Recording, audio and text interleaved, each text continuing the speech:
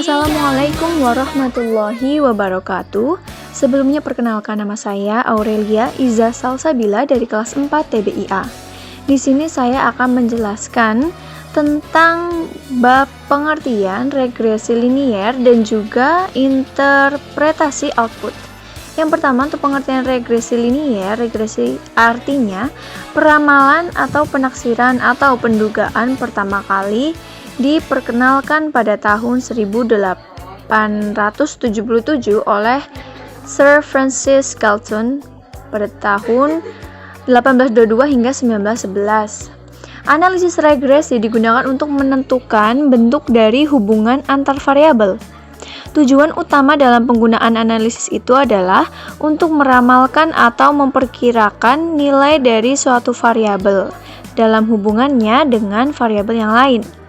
Di samping hubungan linier dua variabel, hubungan linier dari dua variabel bisa juga terjadi. Misalnya, hubungan antara hasil penjualan dengan harga dan daya beli. Regresi linier adalah alat statistik yang dipergunakan untuk mengetahui pengaruh antara satu atau beberapa variabel terhadap satu buah variabel. Variabel yang mempengaruhi sering disebut variabel bebas, variabel independen, atau variabel penjelas. Variabel yang dipengaruhi sering disebut dengan variabel terikat atau variabel dependent. Regresi linier hanya dapat digunakan pada skala interval dan rasio. Analisis regresi linier sederhana dipergunakan untuk mengetahui pengaruh antara satu buah variabel bebas terhadap satu buah variabel terikat. Persamaan umumnya adalah Y sama dengan A plus B X. Dengan Y adalah variabel terikat dan X adalah variabel bebas. Koefisien adalah konstanta atau intercept yang merupakan titik potong antara garis regresi dengan sumbu Y pada koordinat Kartesius. Langkah perhitungan analisis regresi dengan menggunakan program SPSS adalah Analyze, Regression, kemudian Linear. Pada jendela yang ada, klik variabel terikat, lalu klik tanda panah pada kotak dependent. Maka variabel tersebut akan masuk ke kotak sebagai variabel dependent. Lakukan dengan cara yang sama untuk variabel bebas atau independent. Lalu, klik OK dan akan muncul output SPSS. Selanjutnya, B. Materi interpretasi output. Yang pertama, koefisien determinasi. Koefisien determinasi pada regresi linier sering diartikan sebagai seberapa besar kemampuan semua variabel bebas dalam menjelaskan varians dari variabel terikatnya. Secara sederhana, koefisien determinasi dihitung dengan mengkuadratkan koefisien korelasi atau R. Sebagai contoh, jika nilai R adalah sebesar 0,80, maka koefisien determinasi atau R square adalah sebesar 0,80 kali 0,80 sama dengan 0,64. Berarti kemampuan variabel bebas dalam menjelaskan varians dari variabel terikatnya adalah sebesar 64,0%. Berarti terdapat 36% atau 100% hingga 64% varians variabel terikat yang dijelaskan oleh faktor lain. Berdasarkan interpretasi tersebut, maka tampak bahwa nilai R square adalah antara 0 sampai dengan 1. Penggunaan R square atau R kuadrat sering menimbulkan permasalahan, yaitu bahwa nilainya akan selalu meningkat dengan adanya penambahan variabel bebas dalam suatu model. Hal ini akan menimbulkan bias karena jika ingin memperoleh model dengan R tinggi, seorang penelitian dapat dengan sembarangan menambahkan variabel bebas dan nilai R akan meningkat. Tidak tergantung apakah variabel bebas tambahan itu berhubungan dengan variabel terikat atau tidak. Oleh karena itu, banyak peneliti yang menyarankan untuk menggunakan adjust R square. Interpretasinya sama dengan R square, akan tetapi nilai adjusted R square dapat naik atau turun dengan adanya penambahan variabel baru. tergantung dari korelasi antara variabel bebas tambahan tersebut dengan variabel terikatnya. Nilai adjusted R-square dapat bernilai negatif, sehingga jika nilainya negatif, maka nilai tersebut dianggap nol atau variabel bebas sama sekali tidak mampu menjelaskan varians dalam variabel terikatnya. Kemudian yang kedua yaitu nilai T hitung dan signifikansi. Nilai T hitung, T pada tabel berarti ada pengaruh yang signifikan antara variabel bebas terhadap variabel terikat, atau bisa juga dengan signifikansi di bawah 0,05 untuk penelitian sosial, dan untuk penelitian bursa kadang-kadang digunakan toleransi sampai dengan 0,10. Selanjutnya, yang ketiga, persamaan regresi. Sebagai ilustrasi variabel bebas, biaya promosi dan variabel terikat yaitu profitabilitas dalam juta rupiah dan hasil analisisnya Y sama dengan 1,2 plus 0,55X. Berarti interpretasinya yaitu jika besarnya biaya promosi meningkat sebesar 1 juta rupiah, maka profitabilitas meningkat sebesar 0,55 juta rupiah. Jika biaya promosi bernilai 0, maka profitabilitas akan bernilai 1,2 juta rupiah. Interpretasi terhadap nilai intercept dalam contoh ini 1,2 juta harus hati-hati dan sesuai dengan rancangan penelitian. Jika penelitian menggunakan angket dengan skala Likert antara 1 sampai 5, maka interpretasi di atas tidak boleh dilakukan karena variabel X tidak mungkin bernilai 0. Interpretasi dengan skala Likert tersebut sebaiknya menggunakan nilai standardized coefficients sehingga tidak ada konstanta karena nilainya telah distandarkan. Contoh, pengaruh antara kepuasan X terhadap kinerja itu disimbolkan dengan Y dengan skala Likert antara 1 sampai dengan 5. Hasil output yang digunakan adalah standardized coefficient sehingga Y sama dengan 0,21 X dan diingatkan bahwa peningkatan kepuasan kerja akan diikuti dengan peningkatan kinerja atau penurunan kepuasan kerja juga akan diikuti dengan penurunan kinerja. Peningkatan kepuasan kerja dalam satu satuan unit akan diikuti dengan peningkatan kinerja sebesar 0,21 atau 21%. Sekian itu yang bisa saya sampaikan. Selanjutnya akan dijelaskan oleh rekan saya, Mbak Ayu Puspitaningsih. Baik, bismillahirrahmanirrahim. Saya Ibu Puspitaningsih. Di sini saya akan melanjutkan materi dari Mbak Iza, yaitu tentang regresi linear berganda, kemudian analisis regresi ganda, dan juga contoh aplikasi dalam SPSS. Baik, langsung saja ya teman-teman. Untuk analisis regresi linear berganda ini sebenarnya sama dengan analisis regresi linear sederhana, hanya saja variabel bebasnya lebih dari satu buah. Nah, untuk persamaannya biasa ditulis dengan Y sama dengan A plus B1X1 plus B2X2 plus BNXN. Dengan Y adalah variabel bebas dan X adalah variabel bebas, A adalah konstanta, dan B adalah koefisien regresi pada masing-masing variabel bebas. Nah, interpretasi terhadap persamaan ini juga relatif sama. Sebagai ilustrasi, pengaruh antara motivasi itu X1, kemudian ada kompensasi X2, dan kepemimpinan itu X3 terhadap kepuasan kerja itu Y, menghasilkan persamaan sebagai berikut. Y sama dengan 0,235 plus 0,21 itu X1 plus 0,32 itu X2 plus 0,12 itu X3.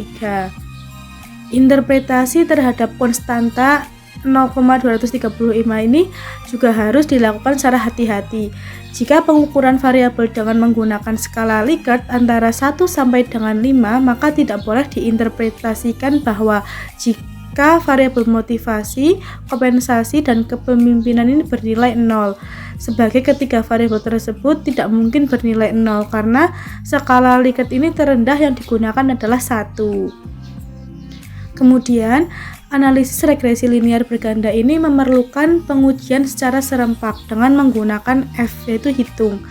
Signifikansi ditentukan dengan membandingkan F hitung dengan F tabel atau melihat signifikansi pada output SPSS. Dalam beberapa kasus, dapat terjadi bahwa secara serempak beberapa variabel ini mempunyai pengaruh yang signifikan, tetapi secara parsial itu tidak. Sebagai ilustrasi, seorang penjahat takut terhadap polisi yang membawa pistol. Nah, ini diasumsikan polisi dan pistol secara serempak membuat takut penjahat, ya kan?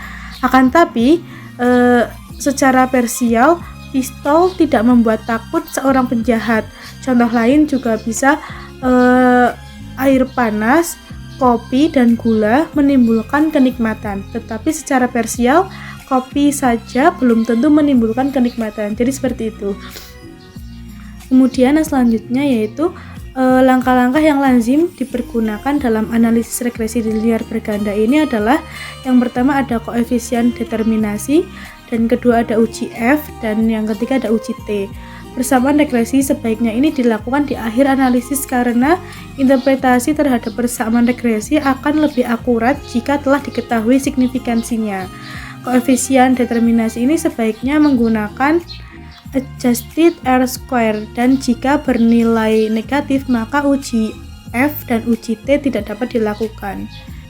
Bentuk-bentuk regresi yang juga sering digunakan dalam penelitian adalah regresi logistik atau regresi ordinal. Nah, pertanyaan yang sering muncul dalam uji regresi sederhana, apakah perlu menginterpretasikan nilai F hitung? Nah, jadi uji F adalah uji kelayakan model yang harus dilakukan dalam analisis regresi linear. Untuk analisis regresi linear sederhana, uji F ini boleh dipergunakan atau tidak, karena uji F ini akan sama hasilnya dengan uji T. Kemudian mungkin juga ada pertanyaan, kapan menggunakan uji satu arah dan kapan menggunakan uji dua arah. Nah, penentuan arah pengujian adalah ini berdasarkan masalah penelitian, tujuan penelitian, dan juga perumusan hipotesis. Jika hipotesis sudah menentukan arahnya, maka sebaiknya digunakan uji satu arah. Tetapi jika hipotesis dalam menentukan arah, maka sebaiknya menggunakan uji dua arah. Penentuan arah pada hipotesis ini berdasarkan tinjauan literatur. Contoh hipotesis dua arah yaitu terdapat pengaruh antara kepuasan terhadap kinerja. Contoh hipotesis satu arah yaitu terdapat pengaruh positif antara kepuasan terhadap kinerja. Kemudian nilai T yaitu tabel juga berbeda antara satu arah dan juga dua arah. Jika menggunakan signifikansi, maka signifikansi hasil output dibagi dua terlebih dahulu, baru dibandingkan dengan 5%. Seperti itu teman-teman. Kemudian selanjutnya yaitu ada analisis regresi linear ganda. Analisis regresi linear ganda ini terdiri dari satu variabel dependen dan beberapa variabel independen. Analisis regresi linear ganda ini dinyatakan dengan hubungan persamaan yaitu Y aksen sama dengan A plus B1X1 plus B2X2 dan plus BNXN dengan keterangan X1, X2 itu variabel independen, Y yaitu variabel dependen, A yaitu konstanta, dan B adalah koefisien regresi. Nah, pada analisis regresi linear ganda ini ada 6 uji pokok, yaitu yang pertama ada uji kelinieran hipotesis, kemudian ada uji koefisien hipotesis, uji normalitas data, uji multikolinearitas, kemudian ada uji autokorelasi, dan yang terakhir ada uji heteroskedasitisitas. Langsung saja contoh aplikasi dalam SPSS. Nah, di sini contohnya yaitu harga suatu produk pada beberapa minggu mengalami fluktuasi. Diperkirakan kondisi ini mempengaruhi tingkat penjualan atau tingkat daya beli konsumen. Di sisi lain, banyaknya iklan telah mendongkrak tingkat penjualan. Nah, pertanyaannya, bagaimana pengaruh harga produk dan iklan terhadap penjualan suatu produk? Dari kondisi ini, penjualan dapat diartikan sebagai variabel dependen yang dinotasikan dengan Y terhadap variabel independen berupa harga dan iklan yang dinotasikan dengan X. Nah, pengamatan akan dilakukan dengan mengambil secara random data 10 minggu penjualan. Data berupa jumlah unit penjualan mingguan, harga rupiah produk pada minggu bersangkutan, kemudian banyaknya iklan yang ditandai dengan besarnya rupiah biaya iklan yang dikeluarkan pada minggu bersangkutan. Dari kasus tersebut didapatkan data jumlah penjualan itu Y, data harga produk itu X1, dan data biaya iklan itu X2. Bisa dilihat pada tabel di sini ya teman-teman. Kemudian setelah kita mengisi data pada SPSS, ada beberapa langkah yang harus kita lalui, yaitu yang pertama, klik menu analis, kemudian regression, kemudian linear. Nah, langkah kedua, muncul dialog box linear. Dalam from dependent ini isi variabel Y, kemudian from independent ini isi variabel X1 dan juga variabel X2. Kemudian langkah ketiga yaitu klik statistik, akan muncul dialog box linear. Dialog box linear regression ini nanti akan muncul estimates, kemudian model fit, deskriptif, dan Durbin Watson. Nah, ini dicentang. Kemudian klik continue untuk kembali ke dialog box linear regression. Nah, langkah keempat, pada dialog box linear regression, klik plots, muncul dialog box linear regression plots. Nah, untuk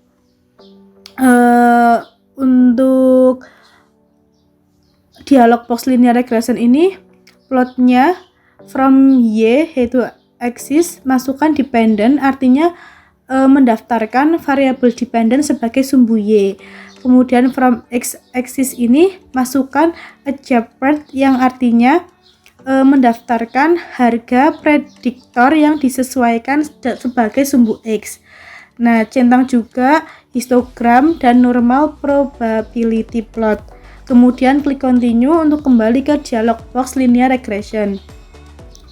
Kemudian pada dialog box linear regression ini klik save. Nanti akan muncul dialog box linear regression yaitu save, pilih unstandardized and pada from predicted and values dan from residuals. Nah, kemudian klik continue untuk kembali ke dialog box linear regression.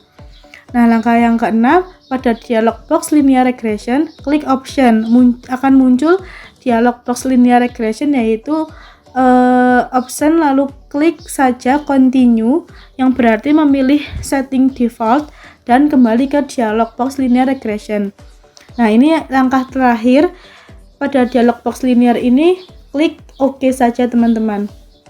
Nah, hasil lengkap SPSS nanti dijadikan dalam satu file output dengan tersusun rapi sesuai dengan ketentuan yang dikehendaki tadi. Untuk hasil dari analisis regresi yaitu ada deskriptif statistik, kemudian ada matriks koefisien korelasi, kemudian variable entered atau remove, kemudian ada model summary, ada juga ANOVA, ada koefisien, kemudian ada residual statistik, histogram, normal plot, dan juga ada scatter plot. Ya, mungkin hanya itu saja yang dapat saya sampaikan. Kurang lebihnya saya mohon maaf. Terima kasih. Assalamualaikum warahmatullahi wabarakatuh.